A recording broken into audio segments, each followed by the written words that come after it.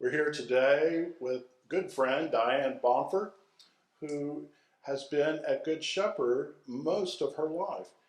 When we met in the late 90s at St. Michael's, I thought you had always been at St. Michael's. But when I went to Good Shepherd, I discovered that you actually grew up there. And not only that, but your mom was on staff for years and years. So I was wondering if you wouldn't mind sharing about Good Shepherd and early in your life and your mom's influence and so Sure. forth. So Good Shepherd was a great church to grow up in. We had a big Sunday school class that we went all the way through together, all stayed friends. We all thought of each other's mothers as our mother as well. And we still have a few left from that original group of moms. Right. Mrs. Nichols and Mrs. Campbell, I think, are the two that are left. But when Miss Marstert passed away, all of us girls, we all sat together at the funeral. We commented on the fact that she was our mom too, because we all grew up together. And so, Mrs. DeMarcus might have called me out one time or something. They were all our moms. So, family, it's just such a family feeling growing up there. And yeah, mom was secretary for 25 years. She started volunteering in the office when Becky Van Meter was the secretary. And she was there for 25 years, and she said she would stay until they found Becky's replacement. And of course, she was 25 years. And in the retirement party, she said, "Okay, now you'll get Becky Van Meter's replacement." Right. But it was a joy having mom there in that capacity because everybody loved my mom, and so that made me feel really special that everybody, loved my mom. Doris Barnes. Yes, yeah. My claim to fame, I always said, was being Doris's daughter, and. So I learned, I had some background information too, just for mom being on staff. I knew things that probably other people didn't really know about how the workings of the church, and but it was special, still special. Probably the first, talking about my faith story, probably the first real impactful thing, I guess. I mean, I always, we always got up on Sunday mornings when the Sundays going to church. It was just part of life. Right. Episcopalians don't have revivals, but in 1973, Good Shepherd had a revival. It was called Faith Alive. Awesome. And I was 15, I think, and they had programs for different ages, and so all the teenagers, we had a program, and I just remember. I guess that feeling of the Holy Spirit coming upon you. We were all all the teenagers. We were in the sanctuary up by the altar in the choir seats, and it just I don't even know how to explain it, but it was just this fullness and this love and we all started hugging each other and all started crying. And somebody went and got Father Bloomfield. And said, "You got to come into the sanctuary. Something's happening to the kids." And so he comes in, and we were all hugging each other, crying. It was very. We all had that experience together, which made us as a group tighter. But it was interesting because I don't think Episcopalians normally have revival weekends, but it was very, and I don't know about everybody else, but for me and for several of my folks in my youth group area, it was very impactful. I mean, that was really the first time I really felt this is what that feels like. When you talk about feeling the Spirit of God or the Spirit of the Holy Spirit, now I knew what it felt like. Because I had not ever experienced that before. So that was, and it also kind of made a big turn in our youth group because we had a pretty strong youth group, but it went from just a casual social thing to really becoming a spiritual thing where we would actually, pray and we would talk about God and it just was so much fuller after that weekend experience. And we would have 35 kids that would come to youth group, and it was at Hunter and Whitty's house on Woods Point, at a big house, accommodated all the kids. And we would have kids from other churches that had heard about our youth group and would just show up. And so our numbers kind of got bigger, but it was really special. It was really special. So that's when you were 15. Yes. And then what happened? Then I got introduced to the domain, the Cathedral Domain, which is a church camp. I started as a counselor. Mr. Bill and Miss Beulah, Bill and Beulah Smith ran that, and Bill Smith was the associate to the rector with Clark Bloomfield at the time. Okay. So they recruited me to be a counselor, and so I went up and was a counselor. And then the next summer, I actually went as a counselor for girls' camp and as a camper for junior conference, and that was really the big start of my love affair with the Domain. Those kids, get emotional. Those kids that I met as a teenager at the Domain are still my best friends today. Wow. We had a really, really tight group that went through. A lot of them had been since, youth camps. I started at senior, so I didn't have that background of being all those years with them. But we had a really, really strong group, and when we graduated from high school, we got together all the time, all over Kentucky, not just Lexington. But we would have Halloween parties, we have New Year's Eve parties, we'd get together in the summer. And I don't know that there's ever been a group before us or like us. I mean, it's 50 years, and we're still, almost 50 years, we still get together. There's a group of us that go to the beach every summer together. So it's those have been my best friends through my whole life. Wow. And so I really was excited that my children, I made sure that they started at mini camp. I didn't want them to start late in the game. I wanted them to start, and I was there when they had their first Domain experience. I went as a counselor when they were at mini camp, and then I was dean of girls camp when my daughter went to girls camp. So they went all the way through, and then they were on summer staff. And so when they were younger, I went to Happening. I had somebody that invited me to Happening, and Happening is it's for high school students, and they have an adult group. So we had a big adult group, but it was really cool to go through that because we always called it Domain Love.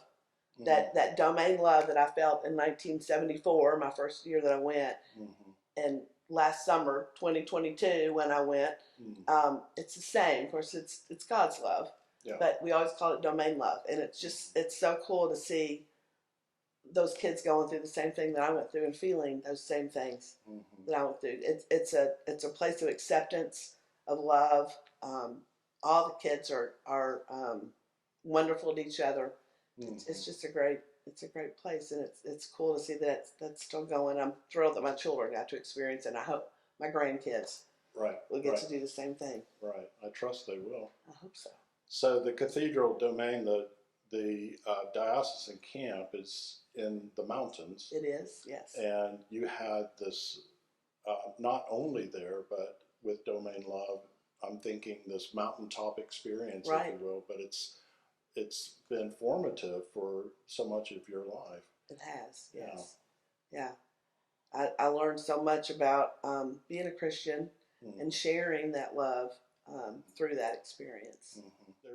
There's the Domain Love, God's love in your life. And how does that transition for you into faith and action? How did you take that into a congregational life and serve in that capacity? Because I know you've been active. Yeah, I guess seeing my mom being and how involved she was, I always wanted that. But I had really full career. I was 30 years with the city and 10 years with the state with the recreation department. Okay. And so that means most weekends are activities and events and long weeks. So I had a lot of 60-hour weeks and a lot of weeks that I was out of town, particularly with state parks during the weekends. So I retired in December of 2019 and told myself that now was my chance to really give back. Because both of those, their Domain as well as Good Shepherd, has given me so much. I wanted to give back some of what I've been given. So I just started kind of plugging myself in where I was needed and what I could do, and it's very fulfilling. And it's kind of come full circle now that I'm able to do some of the things my mom did with giving back to the church. That's wonderful. I know that you're a daughter of the King with your necklace there. That was one thing I was able to do. And is there anything that you'd like to share about that at Good Shepherd? We have a wonderful group. We have a big group, and it's a prayerful group. That's our task is not the right word, but how we serve is in prayer and in service. and so that's been lovely. And so every day I start my day with our prayers. We're given people to pray for and things to pray about, and so that's how I start my day. It's a wonderful kind of sets the tone. Yes, Yeah. exactly. Yeah. Yes, kind of sets the tone for my day is praying for people, and I know when I've put somebody on the prayer list, it's so wonderful to know that all these people are also praying. When my daughter was pregnant, when my daughter-in-law was pregnant, I knew that they were getting prayed for every day, and that's just really wonderful feeling. Mm-hmm.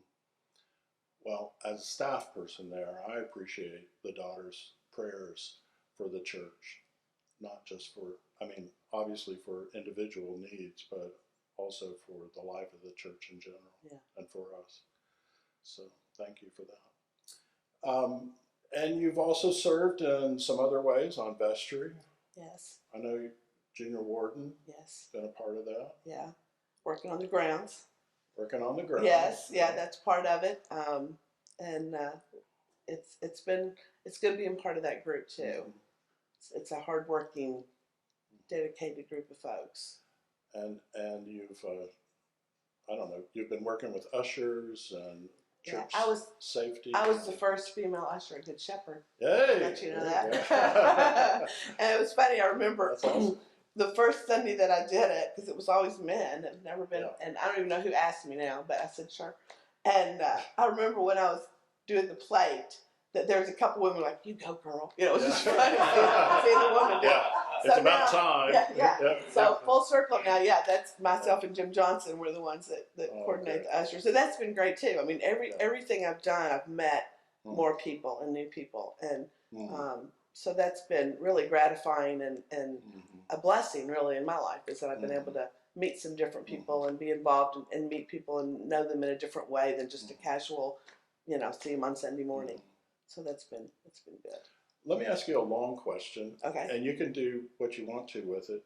But what are the different incarnations that you've seen the church go through over your life? And wow. And the part B to that is, what do you hope that Good Shepherd will do, continue to do? How will it appeal to people? Sure. Keep growing. Ooh, let's see. Of course, it's grown in number. Mm-hmm. Physically, it's changed just with some of the additions that's been happening. When I was young and came, part of that building, which is where the day school is now, was the Lexington Theological Seminary. Mm-hmm. And so it was totally two different buildings. Okay. So under Bob Sessom, they created all that and made that bigger. The things that are so wonderful memories from my childhood was when we would do the suppers, the church suppers, and we would do it in the Undercroft. Okay. And of course, that's too small now for everybody. But back then, everybody could pretty much fit. So those were we had a Christmas bazaar every Christmas, so they would have a women's luncheon. And I remember my mom would make literally buckets of homemade hot chocolate mix. And she would jar up, and they would sell, and all the money would come back to the church. But those were fun times. Those suppers were fun. What I love now is one of my favorite parts of Sunday morning is when they take the children out for Children's Chapel. And that's powerful. It's amazing. It's just, there's so many children, which gives me a lot of hope for the future, that we've got all these young children that are coming up, and I know they're saying that church attendance globally or nationally is down or whatever, but you come to Good Shepherd and it's to the point now. I'm at the 10 o'clock service, it's like Christmas Eve. It's packed. We're literally having to go and try to find places for people to squeeze in and sit. Right. It's just wonderful. It's just wonderful. And knowing that besides all the folks that are present, there's a whole bunch of people that are watching, that are present at home, that are participating. Right. So it's just really gratifying to see how it's growing and all the young children that are coming up, and it is just that feeling of love. You feel very accepted there. Everybody is welcoming, and at least we hope we are. That's one of the things we try to do, is be as welcoming as we can to new people. But every week. It's almost every week that we meet people that are new, that are coming, and it's just fun. The life of our church is continuing and growing and spreading that love that we talk about. You know, Right. the love and the joy. Yeah. It's I don't think I want to be anywhere else. Mm-hmm. It's just a good home. It's a good church home and a good Mm-hmm. church family. Mm-hmm. So you're a lifer? I'm a lifer. All right. I'm a lifer. All right. Well, thank you so much Thank you. for your time and for sharing